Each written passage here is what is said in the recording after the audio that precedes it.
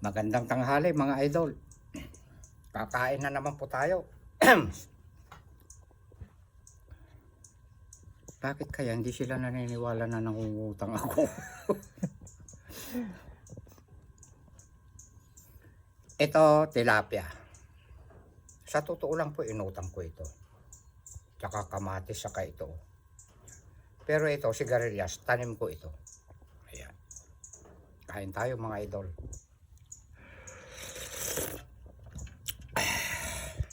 Naiilang ako dyan ha. Andi dito yung pagsusubo ko eh. Konti lang mga idol yung kanin ko kasi 2 beses po ako nagkape.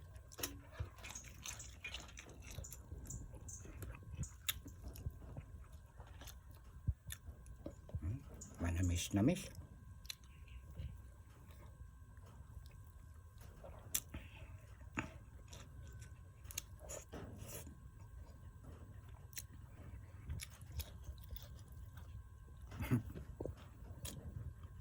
Wala ba akong muta? Ayan, very good. Alam nyo mga idol, pagka may muta ako, alam nyo na kung sino sisisihin nyo. Kailangan alerto ka sa mukha ko, ano? Ayan. Joke lang po. Pagka ganyan kasi nagmamadali kami parehas. Hindi na napapa... Kwan po kasi yon yung bang natuyo na pinampapatak ko. Gamot sa mata.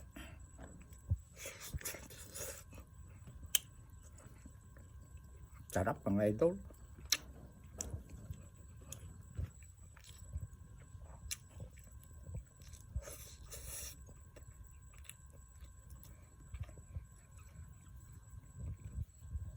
Balang araw. Kasi may nagko-comment yung pinasandok ko raw sa bituka ng pagkain ng aso saka doon sa niluluto ko. Eh nahuhugasan naman mga idol.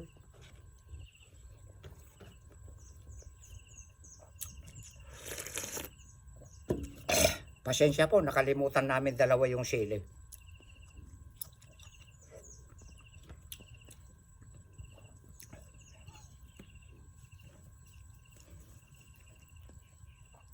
Pag nakaluwag-luwag si Direk, bibili ako ng tools, barena, tapos grinder, tapos blind rivet.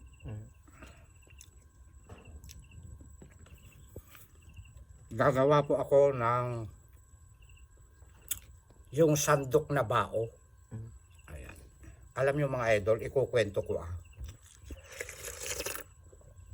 Noong araw, ang gamit namin natatandaan ko, yung kahoy na dalipawong yata pangalan nun. Pwede rin yung kawayan. Yun ang ginagawa ng papang kong pinangsasandok na ganun. Tapos natatandaan ko pa, may mangkok kami na kwan, yung bao ng nyog. Gagawa ako ng ganun. Tapos may baso kami na yung kawayan hanggang doon sa buko niya. At ang lalagyan ng panang asin namin doon sa kawayan. Tapos ginawa ng papang ko na takip niya, kawayan din.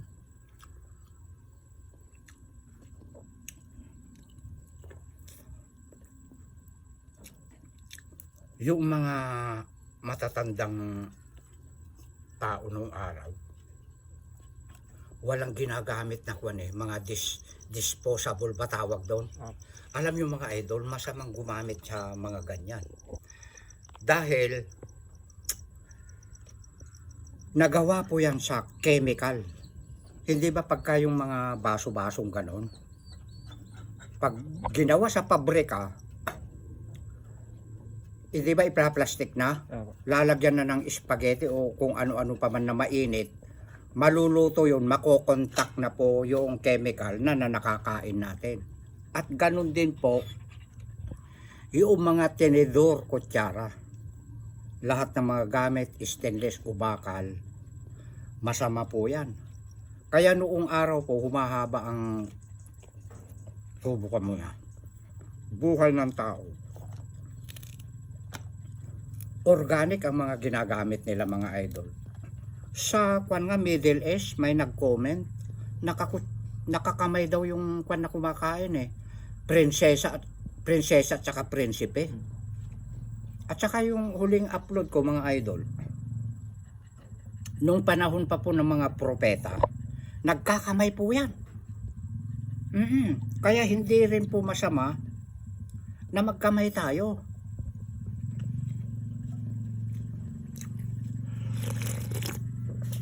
Kaya ko po nabanggit yon, nabasa ko ba sa mga nag-comment.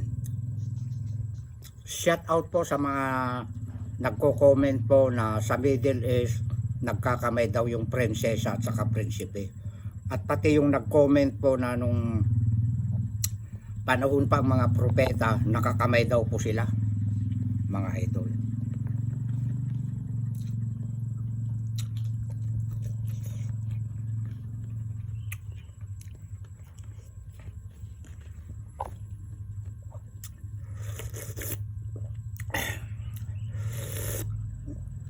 Parang meron yata tayong isi-shout out na naman ah.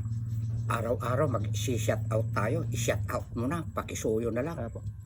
Shout out po kay Renz Bass, Asunta Shane, Lee Alexis, Ronel Villanueva, Jocelyn Tino, Augusto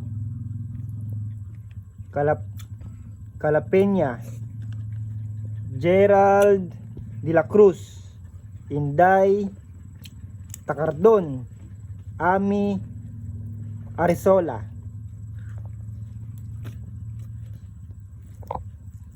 Shout out po mga idol, lahat ng nabanggit ni Mr. Billy. Shout out din po sa aking apo, kay Baste de la Cruz. Kumakain na rin siya ng pakbet. Halag, saya-saya. Pupunta ako dyan Baste sa San Jose City Sibot Riverside. Magmumukbang tayo sa ilog. Ilog ba yun yung Karayan sa Ilocano eh.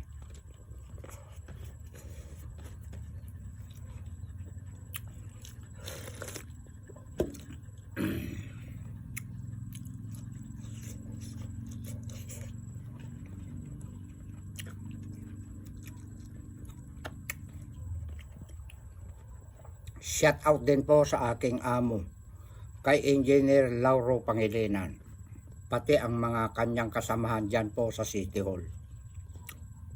Shout out po ma'am, sir, sa inyong lahat dyan. Nakasama po ni Engineer Lauro Pangilinan.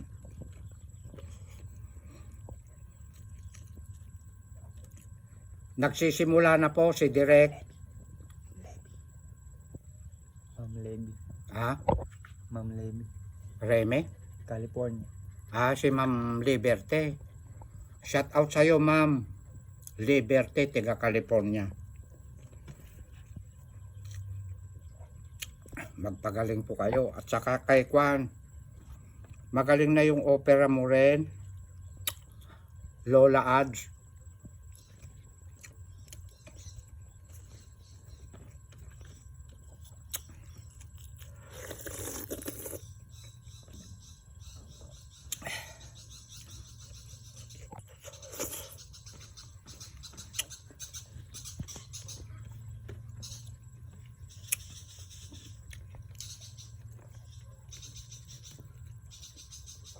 Parang may sasabihin pa ako nalilimutan ko.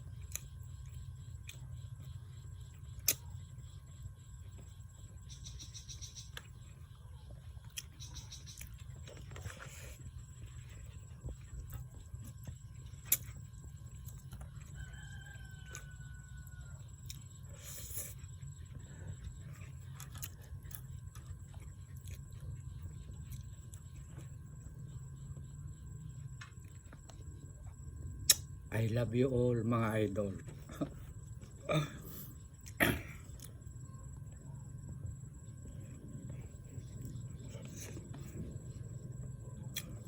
Sa camera ako nakatingin, Billy, baka sabihin mo ikaw kinikindatan ko ha. Napapangiti ka pag kumikindat ako. Excuse me hello.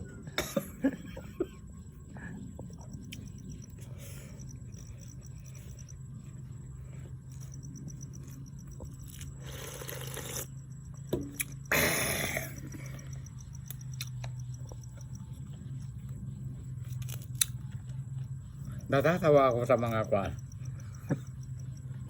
May mga viewers pala tayo mga Bisaya, tsaka pure na Tagalog. Tayo lang daw ang ikaw lang naman nakakaintindi direct Magtagalog ka, mas marami kaming followers na Tagalog kaysa Ilocano, sabi. Mahal ko kayong lahat. Testing lang po yun, yung Ilocano ko po na yun.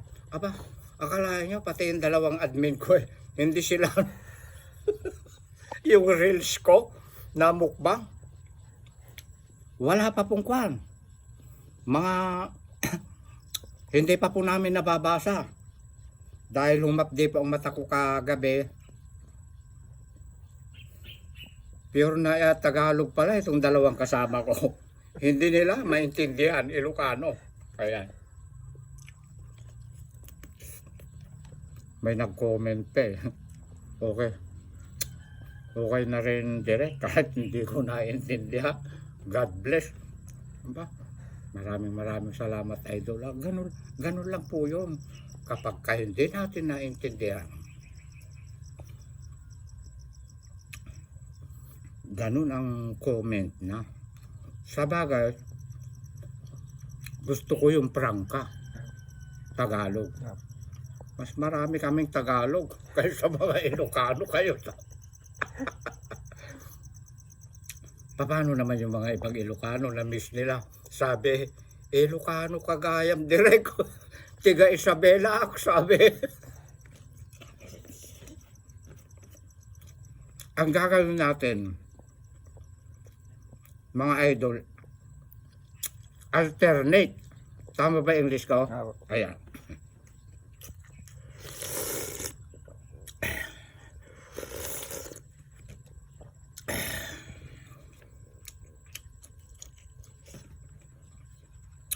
Si Kwan po ang nagluto po, si Mr. Billy.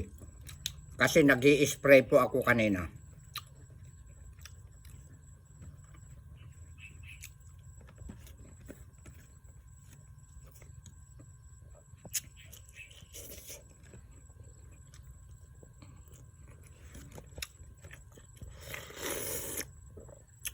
Wow.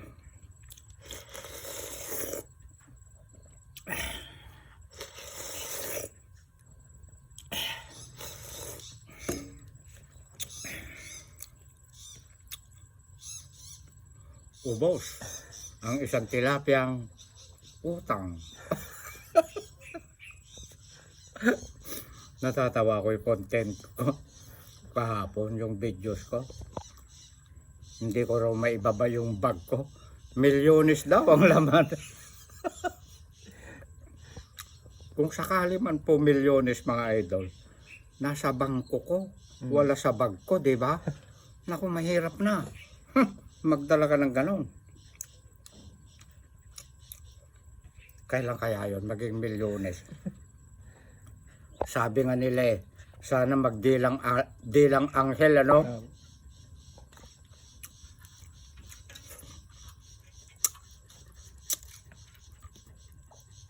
Pagka hindi tayo nagsasabi ng totoo, edi parang sarili lang din natin ang ating niloloko.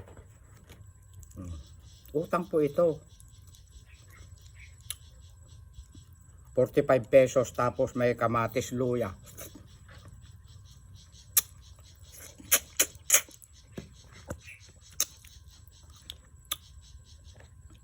Gustong gusto ito ni Ganado Yan, nagtira ako 2 tangkay. At dito nagtatapos mga idol ang mukbang ni Direk. Maraming salamat po mga idol. ang ibinigay niyong followers ko sa Rogelio Duldulaw Fernandez. Baka mamaya pong hapon magti 389 na ba? Ay, salamat. Followers po.